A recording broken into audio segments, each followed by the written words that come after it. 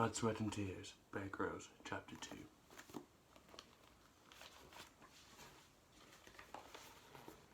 Chapter 2. When the Princess Victoria sank, Margaret's daughter, Patsy, my grandmother, found herself winning a by-election for her father's Ulster seat in Parliament. In a rush of grief-induced media frenzy, a glamorous, beautiful daughter takes over her heroic father's political seat. It was a script made for a film, but life isn't like a movie, and the glamour of Westminster would exact a dreadful toll on Northern Ireland's youngest ever female MP. Patsy had married Neville Ford, my grandfather, a gentle giant of a man who played top-level county cricket, and was feted in the newspapers as a huge hitter of sixes. Marrying the love of his life, Patsy was where his heart lay, and he was as content as any man can hope to be. Living with his bride, a rural Cheshire, and working for Wigan's Teep, the paper manufacturers, together Neville and Patsy began to raise a small family, but Neville was worried that Patsy's decision to follow so publicly in her father's footsteps would change all their lives dramatically. And he was proved right. The glamour of Westminster was intoxicating for his young wife, and Patsy chose to leave Neville.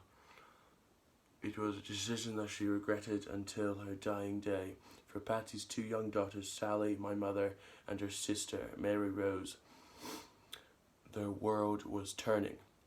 For Neville, it was heartbreaking. Patsy raised Sally and Mary Rose, and she went on to achieve so much in her life, including founding one of Northern Ireland's most successful charities, the Women's Caring Trust, that still today helps communities come together through music, the arts, and even climbing. Climbing has always been in my family blood. Granny Patsy was loved by many and had that great strength of character that her father and grandfather had always shown, but that regret from her early life never really left her. She wrote a really poignant but beautiful letter of life to Lara, my sister, when she was born, that ended like this: Saviour, the moments of sheer happiness, like a precious jewel.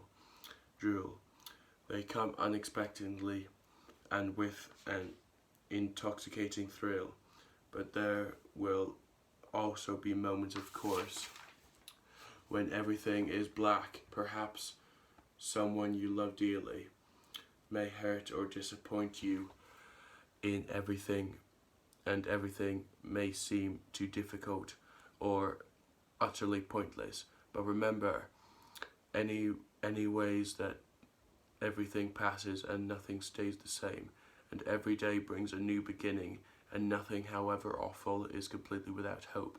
Kindness is one of the most important things in life and can mean so much. Try never to hurt those who love. We all make mistakes, and sometimes terrible ones, but try not to hurt anyone for the sake of your own selfishness. Try always to think ahead and not backwards, but don't ever try to block out the past, because that is part of you and has made you what you are. But try to learn a little from it. I learned two very strong lessons from Neville and Patsy. The grass isn't always greener elsewhere, and true love is worth fighting for. That's the end of chapter 2.